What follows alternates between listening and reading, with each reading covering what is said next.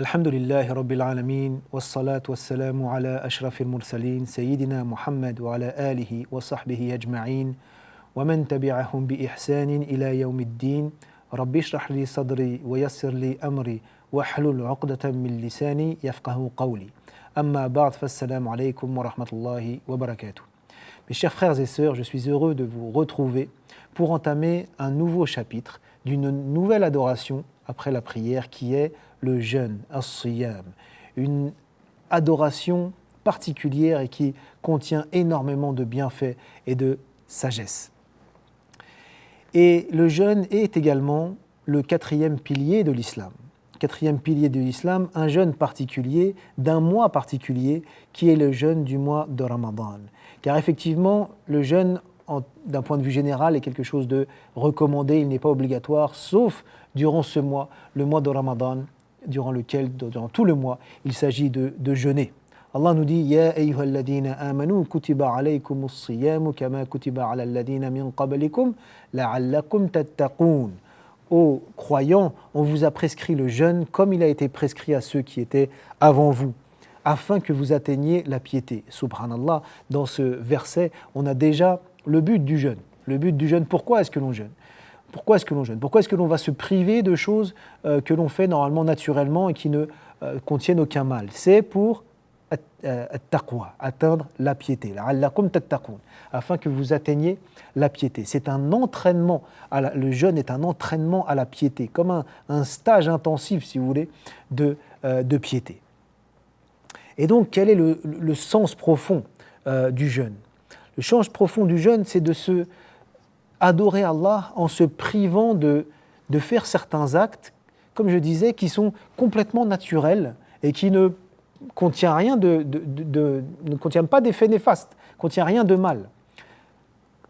Quelque chose qui, en temps normal, fait partie vraiment des actes que l'être humain fait de façon tout à fait naturelle, et cela de l'aube, donc de l'heure du début de la prière d'Al-Fajr, jusqu'au coucher du soleil, Al-Maghrib. Et il est obligatoire ce jeûne durant le mois de Ramadan, un mois qui a vraiment des mérites particuliers, un mois qui est un mois particulier durant l'année. C'est le 9e mois de l'année lunaire, et parmi ses particularités qu'il est le mois durant lequel fut révélé le Coran. Allah nous dit « Shahru Ramadan alladhi unzila fihi al-Qur'an hudan lin-nasi wa bayyinatin min al-huda wal-furqan faman shahida minkum ash-shahra falyasumhu » Le mois de Ramadan est celui au cours duquel le Coran a été révélé en tant que guide pour les hommes et en tant qu'exposé clair, montrant la bonne direction et permettant le discernement, discerner le vrai du faux, le bien du mal. Quiconque d'entre vous est témoin de l'arrivée du mois, qu'il le jeûne donc. Donc, comment est-ce qu'on peut comprendre ça, sachant que le Coran a été révélé sur 23 années et non pas en une fois ? En fait, les savants divergent un peu sur comment comprendre cela, mais l'avis majoritaire est que c'est qu'il est descendu de la table gardée auprès d'Allah subhanahu wa ta'ala à ce qu'on appelle Baytul Izza, donc au ciel, au premier ciel, le ciel de ce bas monde. Et également, il y a l'avis disant que la première révélation qui a été révélée au prophète sallallahu alayhi wa sallam, Iqra bismi rabbika alladhi khalaq, lis au nom de ton Seigneur qui a créé, cette révélation eut lieu durant le mois de Ramadan, durant une nuit aussi particulière sur laquelle nous reviendrons, la nuit du destin qui a lieu durant le mois de Ramadan. Donc ce mois-là est le mois du Coran et le mois de la révélation, c'est pourquoi aussi durant ce mois, lire le Coran est si important.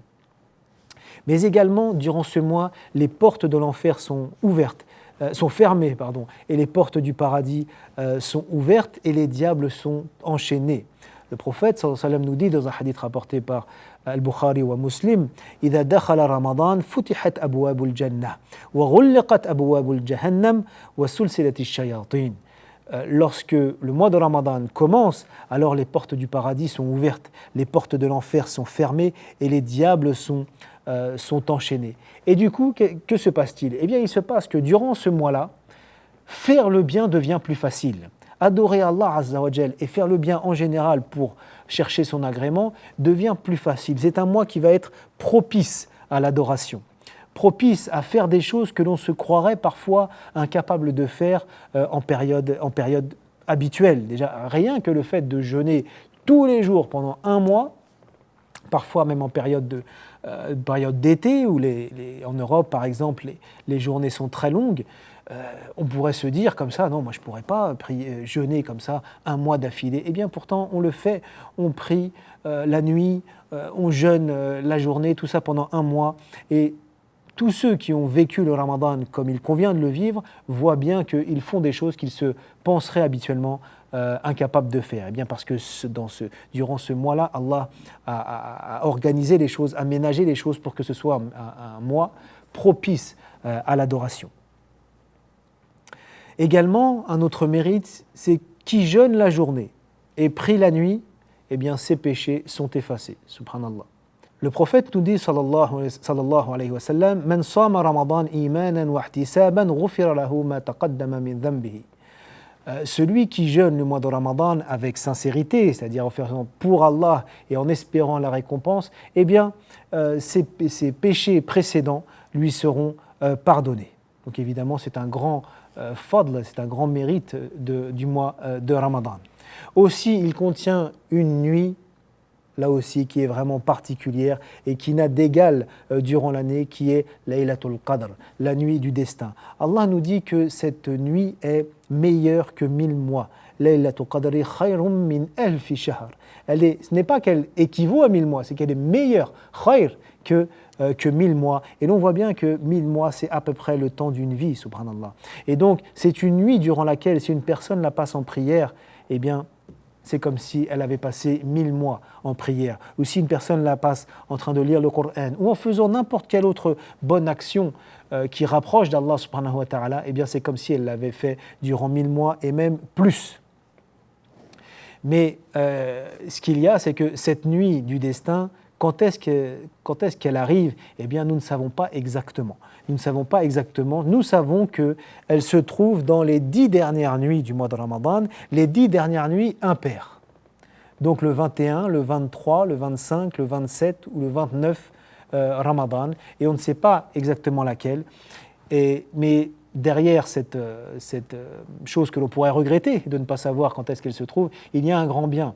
Il y a un grand bien qui est que, eh bien, durant toutes ces nuits-là, le croyant, la croyante vont s'efforcer de la chercher et d'espérer de faire ces actions-là, de passer ces nuits en prière et en récitation du Coran et autres, et en faisant du dhikr, pour espérer trouver Laylatul Qadr. Évidemment que si l'on savait que s'il était fixé qu'elle était dans une nuit particulière, la 23e ou la 25e, eh bien, on se concentrerait tous cette nuit-là. Là, cela nous permet d'augmenter, de multiplier les bonnes actions en cherchant cette nuit si particulière, si immense durant ces 10 dernières nuits du mois de Ramadan.